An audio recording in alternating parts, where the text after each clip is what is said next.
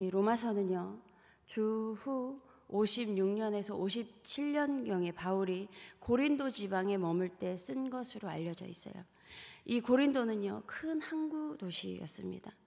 당시 고린도의 환경은 어땠냐면요, 경제가 굉장히 발전되어 있었어요. 무역을 하던 곳이라, 그래서 이방인들의 왕래가 잦았던 곳이었습니다.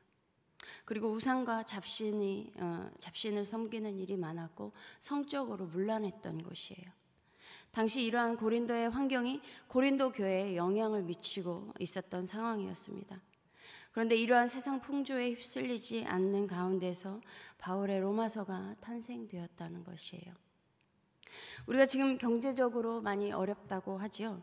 그렇지만 그럼에도 불구하고 예전보다 풍요를 누리면서 살고 있어요. 그리고 어떤 것보다 지금 이 시대는 이 고린도와 비슷하게 성적으로도 문란하고 방탕한 때를 보내고 있고요. 그리고 또 이 지역의 특성 가운데에서 특성이 또 있는데요. 그러한 가운데에서도 하나님께서 주신 거룩함으로 살아가는 믿음을 소유하시기 바랍니다. 그리스도인은 척박한 상황과 모든 것이 무너진 곳에서도 빛과 소금이 될 수 있으며, 그리고 기초를 쌓아 올리는 하나님 나라의 백성임을 믿습니다. 바울은 이러한 고린도에서 로마에 있는 그리스도인들에게 편지를 보내고 있어요. 그런데 바울이 쓴 다른 서신서들을 보면요, 그 교회의 상황에 대한 책망이나 권면 또는 격려의 메시지들인 것을 볼 수가 있어요.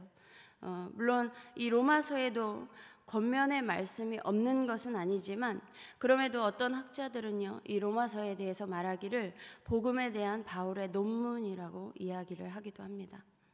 왜냐하면요, 이 로마 교회는 바울이 개척한 교회가 아니에요.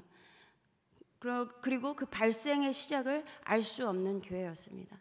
그래서 그 교회의 사정에 대하여 바울이 드러내서 쓰기보다 자신이 이방인의 사도인 것과, 그리고 로마 교회 성도들이 믿는 예수 그리스도에 대하여 정리하고 있고요. 또한 바울이 로마에 앞으로 방문하겠다라는 그 소식을 알리고 있는 서신입니다.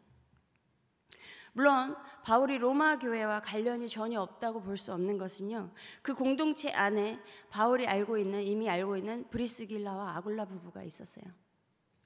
그럼에도 로마 교회가 정확히 어떻게 해서 생겨나게 되었는지는 모르지만, 그 기원에 대해서 추측하기를 사도행전 2장에 나오는 오순절 사건 때 디아스포라 유대인이 그때 많이 모였고 명절을 보내기 위해서, 그 중에 또 유대교로 개종한 이방인들도 모였습니다. 그래서 그 오순절을 지키기 위해서 예루살렘으로 모였는데, 사도행전 2장 8절에 보면요, 로마로부터 온 나그네라고 써 있어요. 그러니까 이 사람들이 그 오순절날 사도들에게 임한 그 성령 강림 사건을 본 사람들 중에서 회심한 그 로마인들이 로마로 돌아간 이후에 기독교 공동체가 생겨났을 것으로 추측하고 있습니다. 이렇게 이미 존재하고 있었던 로마 교회에 바울은 편지를 써 내려가고 있는 거예요. 그런데 바울이 편지를 쓸 당시 로마 상황은 또 어땠냐면요, 네로 황제가 다스리던 때였어요. 이 당시 황제 숭배 사상이 가득했고요, 로마에서 복음이라 하면 황제를 지칭했습니다. 이것은요, 언제부터 시작되었냐면 예수님 태어날 당시 그 로마 황제였던 아우구스투스 카이사르, 우리가 누가복음에 적혀있는 아우구스 가이사를 말하죠. 아구스도 가이사. 예. 근데 이제 지금의 터키 지방, 얼마 전에 이름이 튀르키예라고 바뀌었죠. 이 튀르키예 지방 프리에네에서 주전 9년 전에 쓰여진 비문이 발견되었는데요. 이 비문이 아우구스투스 황제와 관련되어 있어요. 그 비문 내용의 일부를 보면요, 우리 삶의 전부를 주장하며 우리에게 열정과 관심을 보이는 신의 섭리는 아우구스투스를 통해 가장 완벽한 인간 삶의 완성을 주었다. 신은 그를 인간에게 유익을 주는 덕으로 충만케 했으며, 그는 우리와 우리의 자손들을 위한 구원자로 보내심을 받은 사람이다. 그를 통해 전쟁이 그쳤으며 온 세상에 질서가 생겨났다. 그 신 아우구스투스의 탄생일은 온 세상을 위한 복음의 시작이었다라고 비문에 기록되어 있습니다. 근데 이렇게까지 이 아우구스투스 황제에 대해서 기록된 이유가 뭐냐면요, 로마의 평화를 가져왔어요, 이 황제가요. 그런데 그 평화는 힘에 의한 것이었습니다. 그래서 그때 로마 제국에 대항하는 민족들이나 나라들이 있으면 가서 무력으로 다 처단을 했어요. 그리고 바다의 해적들, 그리고 이곳저곳에 있는 강도와 도적들을 무력으로 제압했습니다. 그렇게 해서 이뤄낸 평화였어요. 그 힘으로 인해서 질서가 세워졌습니다. 그런데 당시 이러한 왕은요, 또 전쟁이 이곳저곳에 만연해 있던 그 세계에서는요, 당연히 백성들에게 이렇게 힘이 있는 왕은 인정받기에 합당했죠. 그래서 사람들에 의해서 이 아우구스투스 황제는 구원자이자 복음이 되었습니다. 그리고 그 이후에 로마의 영토가 더 확장되면서 우상숭배 사상이 더 퍼져나갔어요. 특히 자신이 그리고 바울이 로마서를 쓰던 때 이 로마의 황제였던 네로는요, 자신이 신적인 존재로 숭배받기를 더욱 원했던 사람이었어요. 그 이유가요, 아마도 네로는요, 그 선왕의 적자가 아니었어요. 적통이 아니었던 상황에서 엄마의 야망으로 왕이 되었습니다. 그래서 그 자리를 지켜야 돼서 그런 어떤 신으로 더 숭배받는 것에 집착했을 수도 있어요. 이렇게 바울은 악하고 혼란스러운 고린도에서 황제 숭배 사상이 만연해 있는 로마의 그리스도인들에게 편지를 쓰고 있는 것이었어요. 그리고 로마 황제의 복음이 가득한 그곳에 하나님의 복음에 대하여 선포하고 있는 것입니다. 그런데 로마의 복음은요, 좀 전에 봤던 것처럼 힘 또는 정복, 복수 이런 것과 같은 남들보다 더 우위에 있어야 하는 것이었어요. 다른 나라를 제패해야 했고요, 상대방에게 절대 굽히지 않았으며 강대국을 만들어야 하는 왕이 복음이었습니다. 이러한 것이 백성들을 만족해 했고요, 구원의 기쁜 소식이 되었습니다. 그런데 바울이 전하고자 했던 하나님의 복음은요, 사람들이 만족해야만 복음이 되는 그런 것이 아니었어요. 하나님의 언약과 경륜 속에서 이 세상 가운데 절대적으로 임한 것이었습니다. 그래서 2절에 이 복음은 하나님이 선지자들을 통하여 그의 아들에 관하여 성경에 미리 약속하신 것이라, 구약에 이미 예언되어 있었던 하나님의 아들. 이것을 성 어거스틴은요, 신약은 구약 속에 감추어 있으며 구약은 신약 속에서 만개되었고 드러났다라고 말을 했습니다. 이렇게 구약 속에 감추어져 있던 하나님의 아들이 육신으로는 다윗의 혈통으로 나셨고 성결의 영으로는 죽은 자들 가운데서 부활하사 능력으로 하나님의 아들로 선포되셨어요. 확정되셨다라는 뜻이에요. 이렇게 바울이 그토록 전하고자 했던 하나님의 복음은 예수 그리스도였습니다. 그리고 이 복음은 로마의 복음과는 분명히 다른 것이었어요.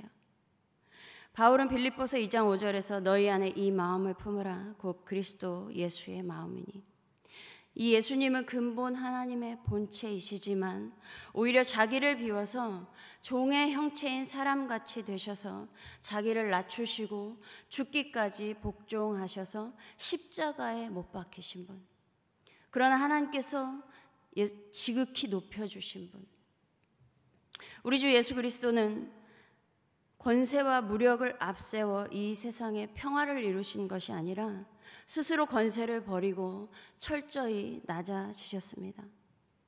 이 땅에서 하나님과 동등하게 대우를 받아 마땅함에도 이 땅에서 종의 모습으로 살아가셨어요. 이러한 그리스도 예수의 십자가 죽음이 우리의 생명을 살렸습니다. 바울은 우리에게 이 마음을 품으라는 거예요. 바울 역시 그리스도 예수의 마음을 품고 자신을 예수 그리스도의 종이라고 소개하고 있어요. 이렇게 주인에게 종속되어 자신은 주인의 뜻대로만 살아가겠다는 것이죠. 또한 바울은요, 사울일 때 그 사울의 뜻이 요구하다라는 뜻을 갖고 있어요. 그러한 뜻을 가진 사람이었습니다. 그러나 사도행전 13장 9절부터 바울이라고 이름이 바뀌었어요. 이 바울, 파울로스, 헬라어로 작다라는 의미를 가지고 있습니다. 그래서 왜 사울이라고 하고 앞에서는 뒤에는 왜 계명해서 바울이라고 할까? 아, 사울은 히브리어고 바울은 헬라어라서 그렇다. 그것도 맞는 말이에요. 그렇지만 단순히 언어적 차이만 있는 것이 아니라 의미의 차이가 분명히 있는 거예요. 이렇게 예수 그리스도의 마음을 품은 바울은 작은 자로 살아가기로 한 것이었습니다. 예수님이 스스로 낮아져서 십자가에 내몰린 사건이 우리의 죄를 사하시고 생명으로 인도하셨던 것처럼 작은 자로 살아가는 이 바울의 로마서에 기록된 하나님의 복음을 통하여 많은 사람들이 거듭났습니다. 특별히 좀 굵직굵직하게 4, 5세기에 살았던 그 방탕하고 호색하는 사람이었던 그 어거스틴이 로마서를 통해서 거듭났고요. 16세기 종교개혁자 마르틴 루터도 그랬고요. 18세기 존 웨슬리도 그렇게 거듭났습니다. 존 웨슬리가 살았던 18세기 영국은 어땠냐면요, 산업혁명 이후로 발전을 이뤘긴 했지만 사람들이 호색하고 방탕하고 도박과 알코올 중독, 범죄가 가득한 어둠의 시대였어요. 그러나 로마서를 통하여 복음을 깨닫고 거듭난 웨슬리로 인해서 한 경우는 골목의 술집이 모두 없어질 정도로 웨슬리는 복음의 영향력 아래에 있었던 사람이었습니다.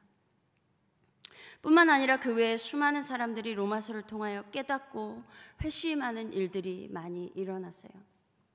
물론 로마서 자체가 아니라 그 로마서 안에 있는 하나님의 복음, 그 하나님의 아들에 의해서 변화되었던 것이죠. 이렇게 어둠 가운데 살아가는 허랑방탕한 한 사람의 인생을 바꿔놓은 하나님의 복음, 또한 한 지역을 거룩하게 변화시키는 이 복음의 능력을 우리 역시 경험하게 되기를 바랍니다. 그렇게 황제 숭배 사상이 가득했던 로마도 결국 복음을 받아들이고 국가적으로 기독교를 공인했어요. 하나님의 복음인 예수 그리스도는 무력이 아닌 진정한 평화와 질서를 이뤄가시는 능력 자체이신 분이십니다. 우리가 살아가는 이 시기도요, 나라 안팎으로 많은 분야에서 발전과 성장을 이루어 왔지만 빛이 강할수록 그림자가 짙은 법이에요. 그러나 회전하는 그림자도 없는 하나님께서 우리에게 허락하신 복음으로 예수 그리스도의 종인 우리 역시 그리스도 예수의 마음을 품고 세상 어느 곳에 있든지 우리 성도님들이 계신 곳에 복음이 선포되어서 많은 이들이 생명을 얻고 평안을 얻는 귀한 믿음의 삶을 살아가시기 바랍니다. 그래서 무너지지 않는 하나님의 나라가 세워지고 그 하나님의 나라가 더욱 확장되기를 간절히 소망합니다. 다 같이 기도하겠습니다. 하나님 감사합니다. 우리에게 이 귀한 복음, 그 하나님의 아들 우리 주 예수 그리스도를 우리의 삶 가운데 모셔드리게 하시고 그 하나님과 그 예수 그리스도와 동행하게 하시니 감사합니다. 하나님, 그 능력의 믿음을 소유한 자로 우리가 어느 곳을 가든지 그곳 가운데 생명이 선포되고 생명이 살아나며 하나님 평안을 얻는 귀한 복음의 능력을 경험하게 하여 주시옵소서.